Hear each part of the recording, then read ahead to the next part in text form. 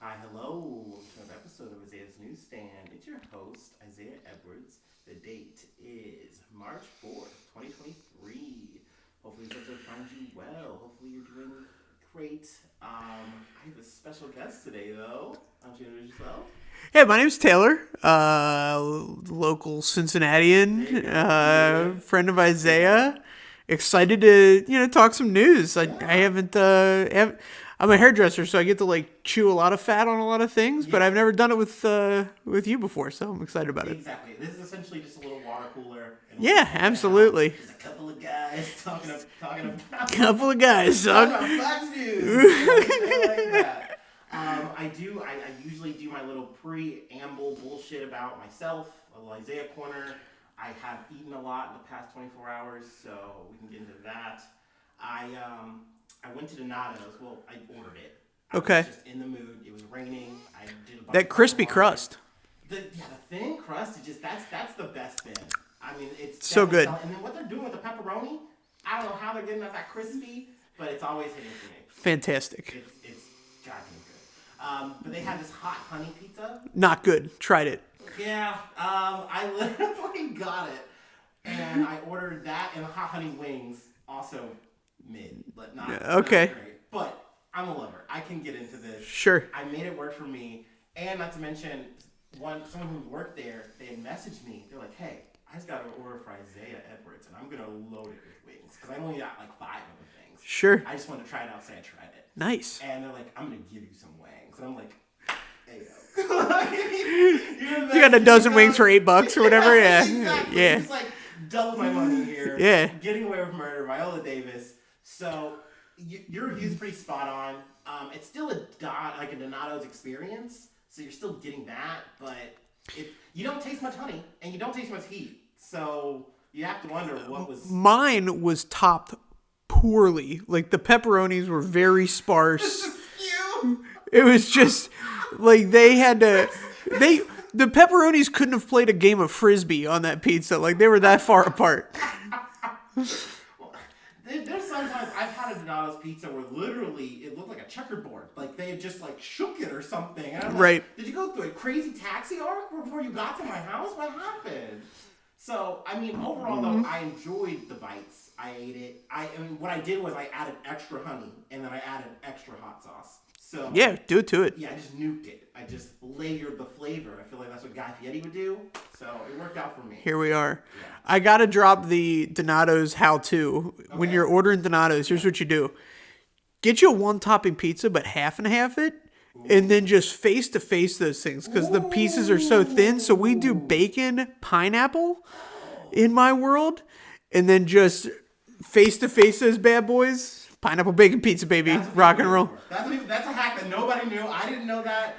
That's how you do it. I'm just Man, laying the you're info. breaking the code here. Yeah. Holy shit. Okay, yeah, I'm gonna try that next time. Just a little.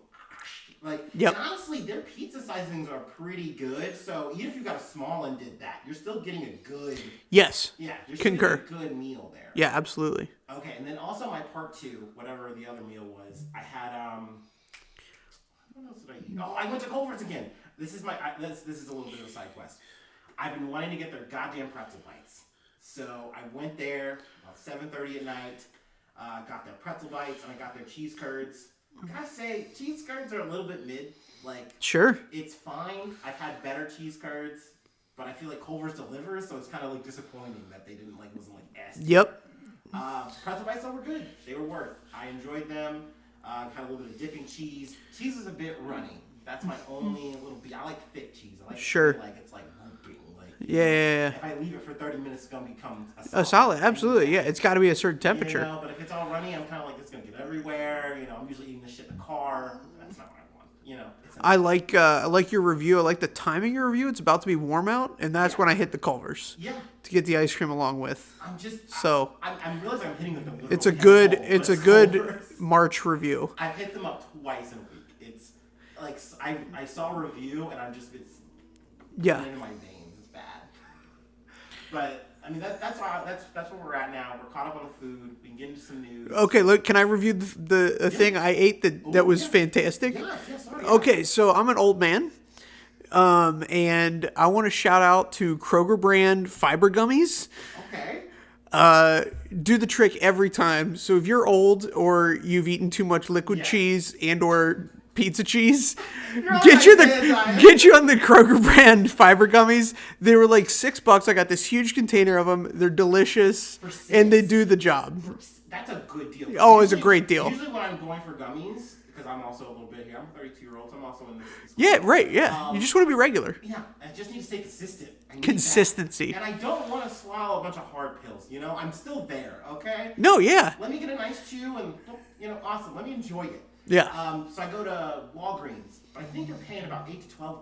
Sure. So you're getting away with it there. I feel like you get the tax on going to like a pharmacy store, like a CVS, Walgreens. You're getting that like tax of like, okay, we're not a full blown grocery store. I will say it was sour flavored, so that was kind of neat. No, yeah, good for you. Like, yeah, mine are just like fruit. Like I got a lemon one, an orange one, and a cherry or whatever. So, yeah, all right, sweet, all right. Yeah, so that's still there. All right, there you go. That's health. We don't do a lot of health nutrition here.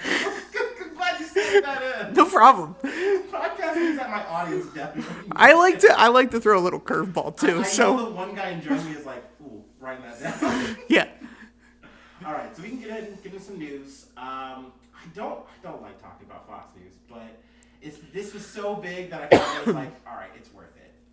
So from NPR, Rupert Murdoch says Fox stars endorsed lies about 2020. He chose not to stop them.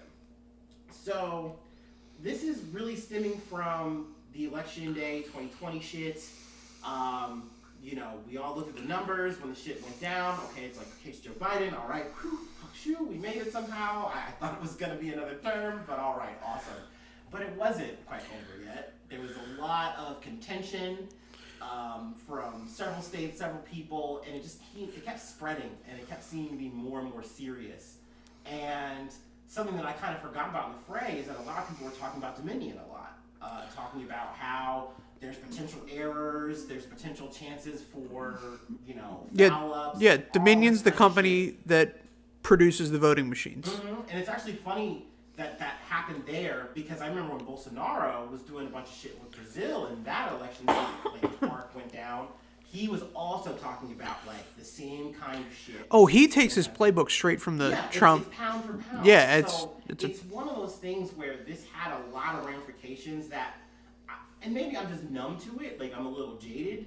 Like when this became a thing, and I'm hearing Tucker Carlson text like, yeah, no, Trump is a demon. We shouldn't be talking about this. This is crazy. I was like, well, yeah, of course he knows it's a lie, but he's going to push it. This is Tucker Carlson. These are Fox and Friends. Like, they're just going to play their position.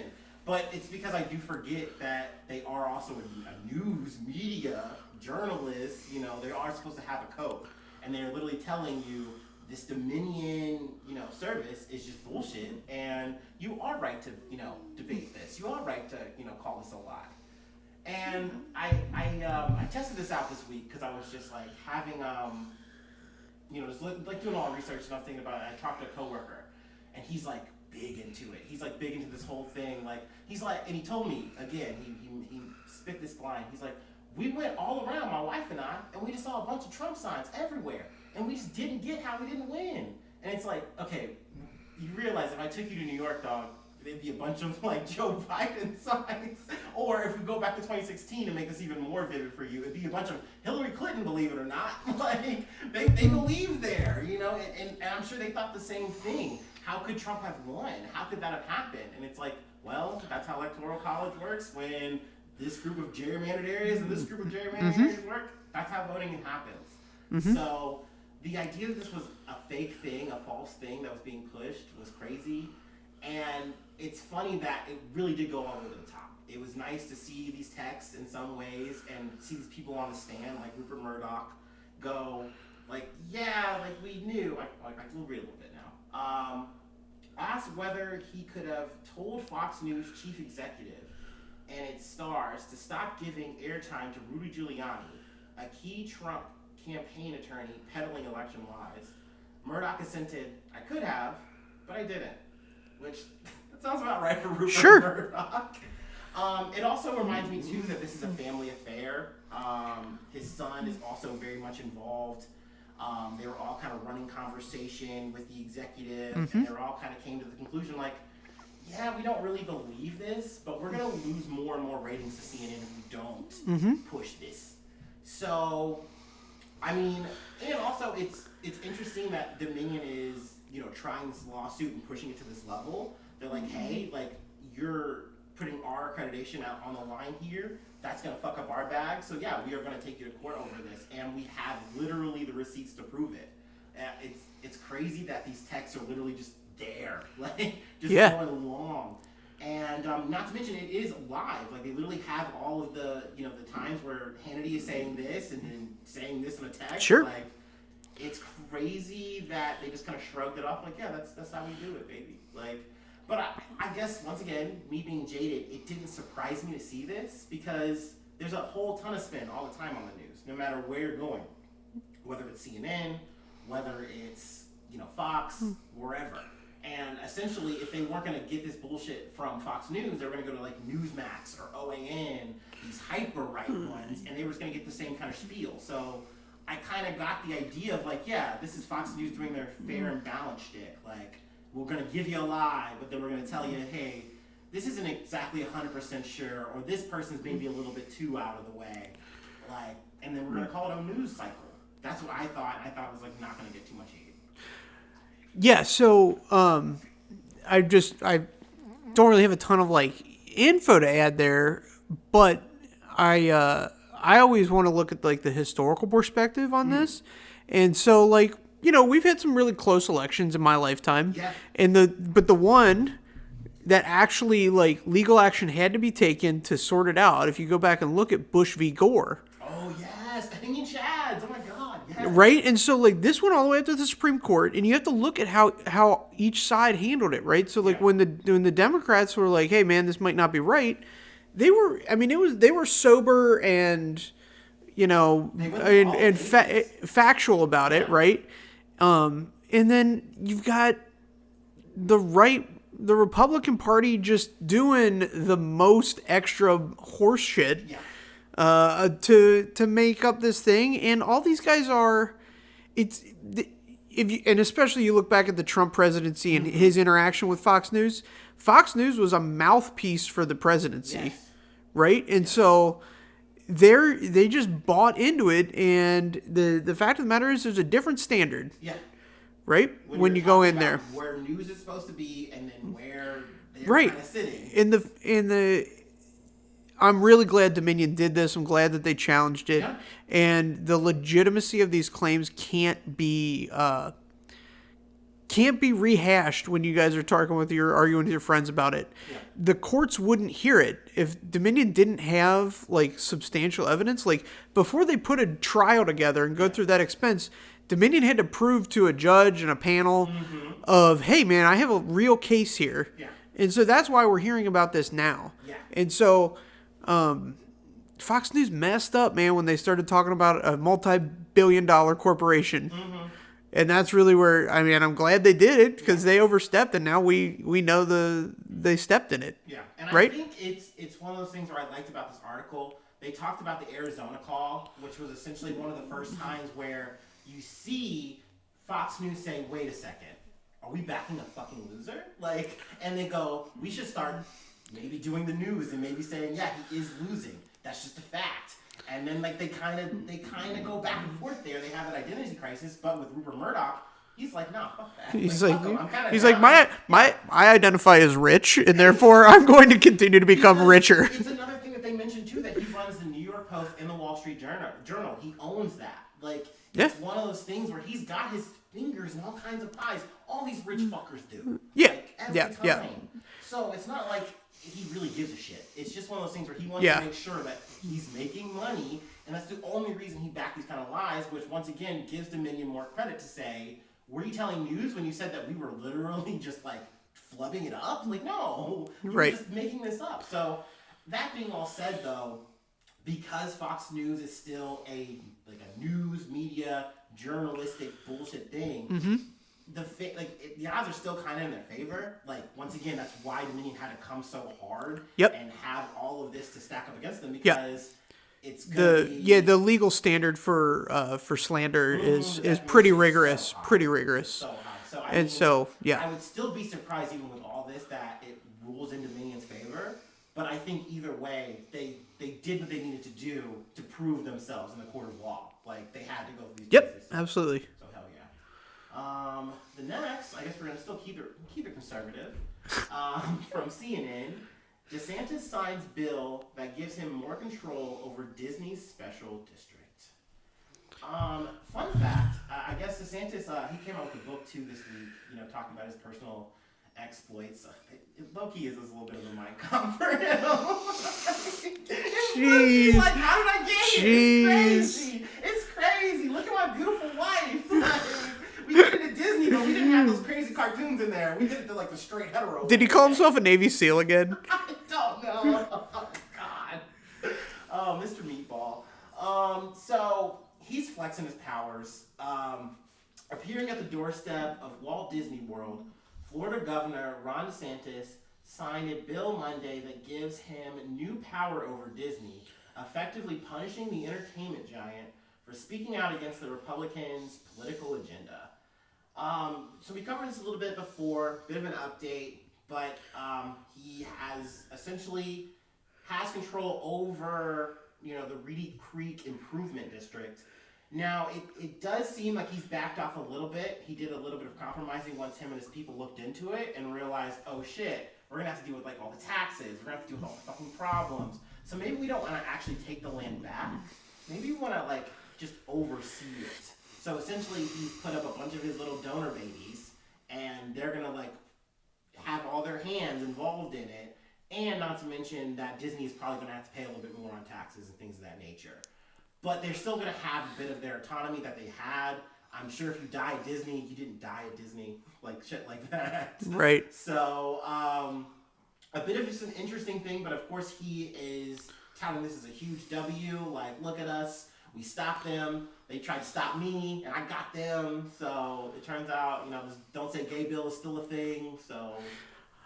I'm conflicted on this one for a couple different reasons. Okay. So the first one is I think that the tradition of American cities and municipalities giving giant leeway to huge corporations in the form of tax abatements and that kind of stuff. And literally control of lands. Right. I think that is just, it's hurting America. It produces a race to the bottom where we're like, okay, who wants to charge Amazon the lowest tax rate so that they can open a new super center wherever? And like, you remember that whole thing? Well, yeah, you remember that whole thing where they had cities like competing and doing proposals and stuff? I mean, that was ridiculous. Yeah. So I hate that stuff. And so this Disney district, the fact that Disney has control of the specific land and, that rubs me the wrong way. For sure. But having a big corporation like that in a state like Florida with a guy like DeSantis mellows his position a little bit, right? Because so Disney wants to do more business, right? They want to appeal to the widest audience. Mm-hmm. And so they're going to do inclusive things. DeSantis does not care. Yeah. He wants control over the most number of people's lives, and so he wants to be exclusionary. Yeah. And so that kind of thing is it's conflicted. And I just say let them go back and forth about it. Like, this is if you, fight situation, yeah, for sure. and if you like, I don't know I know like 3 or 4 people that have intentionally moved to Florida. One of them came back like after less than a year. And it wasn't. I'm not snowbird. Right. And so if you're in Florida and you don't like it down there, come to Ohio, man. Like, we got jobs. It's less crazy than you think. It's not. Yeah. I'm really just. It's really Ohio. Debunk for the Ohio man. Well, okay? Ohio should not be right under Florida man. That's ridiculous. No, Ohio is as weird as you want it to be. Like, if you go hunt weird, you're gonna find it, but it's not coming up and pissing on your lawn. Yeah. And so just let them have at it, man.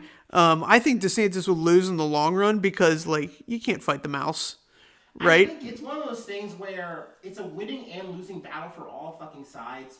I think it's weird learning that they literally could have had a nuclear power plant before this. Like, that's crazy. Walt Disney should have never had that kind of juice. Wait a minute. Walt Disney could have. He could have, if he saw fit to, build just a nuclear plant with no oversight or regulation. Yeah. See, Until this is now. why you can't That's give these kind of a corporations. dumb report. I didn't realize it was Like, to that looking at that, I'm to like, that that's extreme, crazy. right? I thought they were just down there like, hey, you can own this land, no property taxes, or you know That's that. more or less what it boils down to. But the fine print that they hashed out was like, no, we have free reign.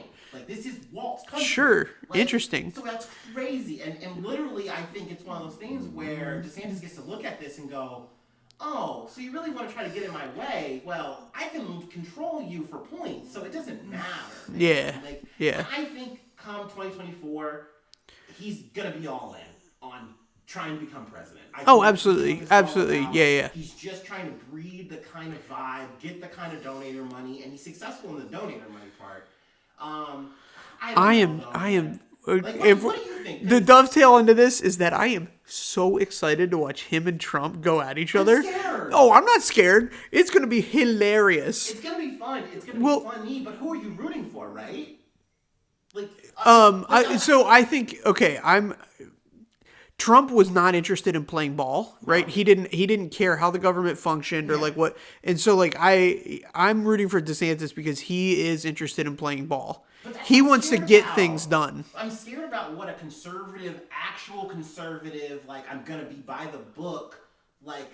And get things done. Conservative is gonna look like. Because I think like that was what was so scary about Reagan was he actually did get the game and was like, oh yeah, we don't want to pay taxes. I don't want to pay taxes. Like, right. Shit like that. Like, yeah, let's just fucking get rid of these poor people. Okay, that's interesting. So it's one That's of those things where interesting. Trump I didn't. was literally Yeah. just there to get vibes. Like, let me sell this Goya. Like that. Like, you know, Right. He was a wild cracker. You know, he was. Yeah. crazy. Now we've got. But essentially, someone who's focused on pulling and pushing the conservative agenda. I think if people like him and then vote for him, what does the world look like? I don't know. That's where I get a little worried. I think you're right. I don't think with Trump. I used to hate Trump tweets and all that fucking kind of shit. It was so irritating. Yeah. So it's like I would like to see a politician just be a politician. That's kind of nice. But then to see someone actually like push that shit out, like. Okay, yeah, I can see your point. That's something that I'm like, but I do think the debate. I think it's gonna be a way better primary this time because people are aware that Trump isn't a joke anymore. You know what I mean? Like this guy can win. He did it before. Well, yeah, I mean, and I think that I blame directly the Republican Party because all they had to do was get into a room and decide who was going to beat Trump. Yeah. Because if you remember the beginning of that, there was 8 of them, and it was messy. it was stupid. It was messy, ridiculous. dude. I mean, Trump got to call people a lot of names, which was hilarious. Yeah, but just him like, yeah, constantly. Oh yeah. My gosh, he ran rush on all of them. Yeah, that's gonna be. I hope my performance today is good, so I can come back and talk about it during election cycle. For sure. We'll I love it. Because like I've already talked shit about Nikki Haley. I think she's interesting.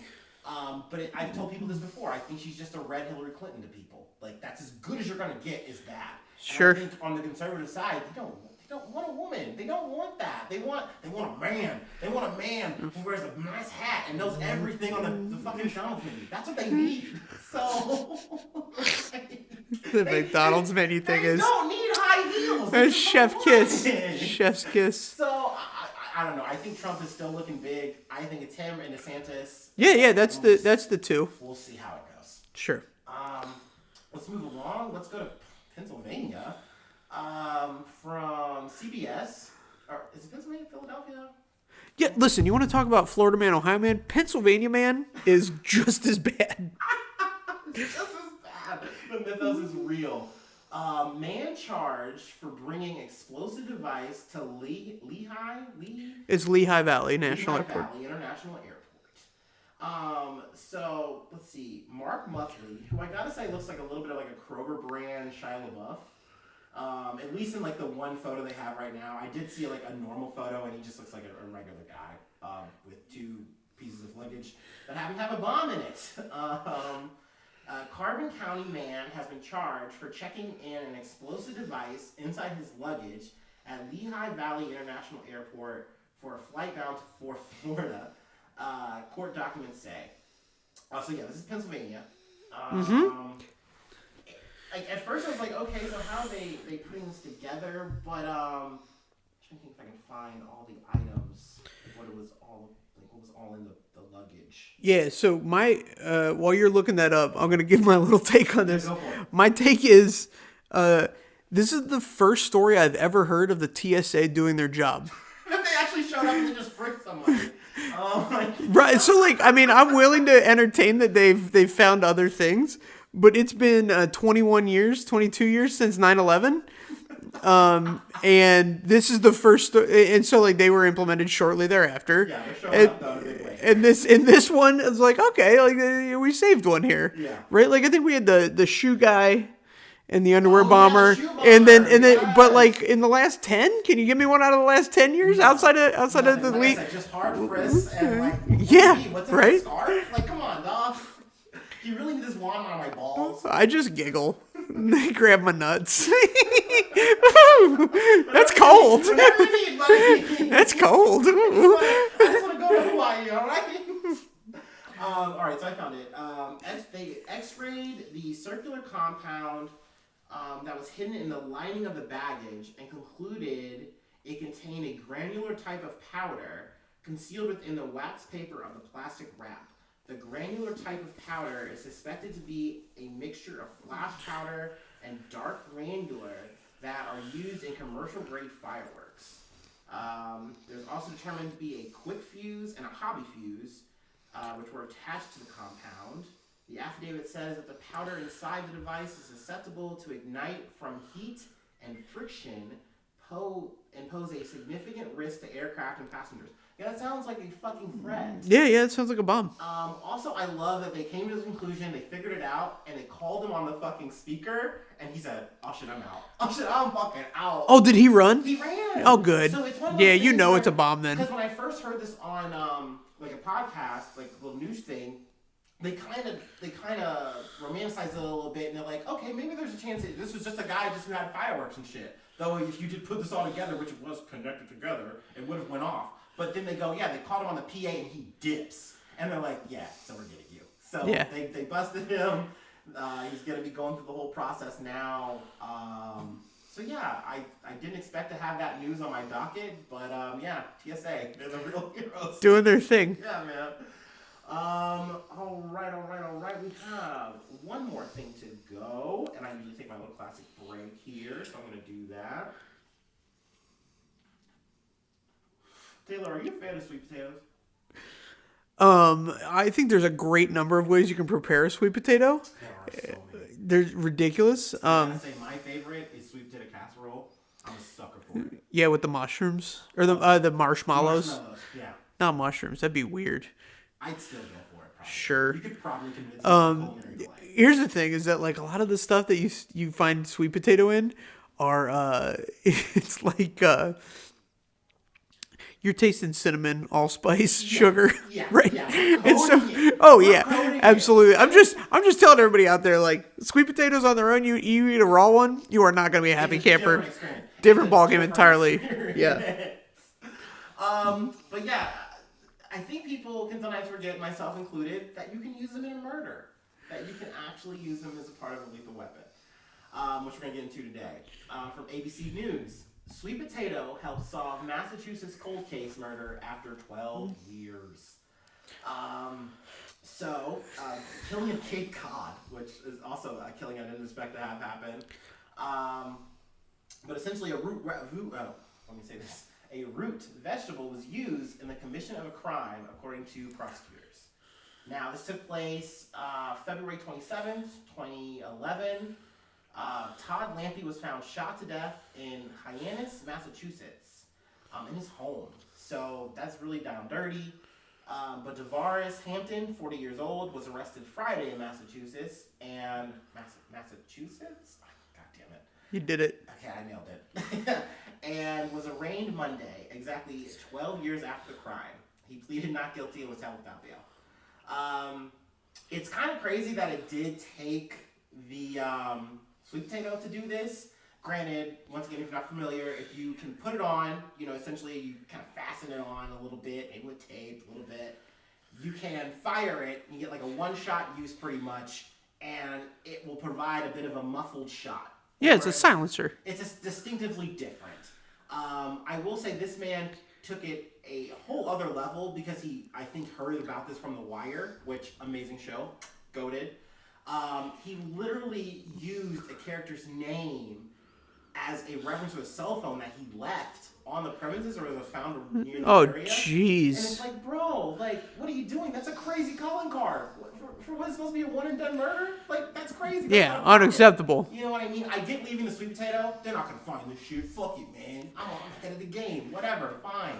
But, like, leaving the cell phone to me was a bigger tell. And also, he was bold and brazy enough to do this with a fucking monitor on. With a fucking ankle monitor on. Oh, yeah? So he was geolocated. Like, this man must have really, really needed it done.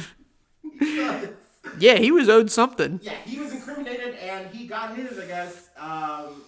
But yeah, it took 12 years, which is pretty crazy for the wheels of justice to finally get around to it. My favorite line out of this article, in court, Alumba's the prosecutor, said there is other evidence to place Hampton at the home at the time of Lampley's shooting death, but she declined to comment when asked why it took 12 years to make the arrest. We needed the potato. Let us cook. Okay? We're in the kitchen. We're figuring it out. Is this CSI Miami? That's the best line. That's the best line out of the whole thing. Decline to comment. Just decline to comment. We're done here. Justice was served. But the other thing is, can these TV shows stop making it so damn realistic that it gives people the idea? Yes. Right? Oh my gosh. Like, make it cartoonish. Like, make it a little campy or something. I've heard that one. I've heard the pillow one, which is also a real one. Also, it's a lower grade one, but you can use a bottle. Shit, we're doing it now. Whatever. You started listing them off. I haven't fired a gun in like 23 years. Probably Boy Scouts. I can't help myself. But yeah, if you put it on, it still will make a loud bang. But it's one of those things where most people. Yeah, it doesn't sound like a gunshot. You know what a gunshot sounds like, so that sounds like a weird boom noise. And it's yeah, really like odd. Oh, that pressure cooker went off. That was weird. Something like that. Murder, but go, oh, don't shoot, boom. Like, but it both are the clowns attacking? Like, this whole podcast is just Isaiah having a Warner Brothers audition. Like, I'm a great sound guy. Just going full fucking freakazoid. Yep. All right, that's all the news that we have. Taylor, is there anything you'd like to plug? Anything like that?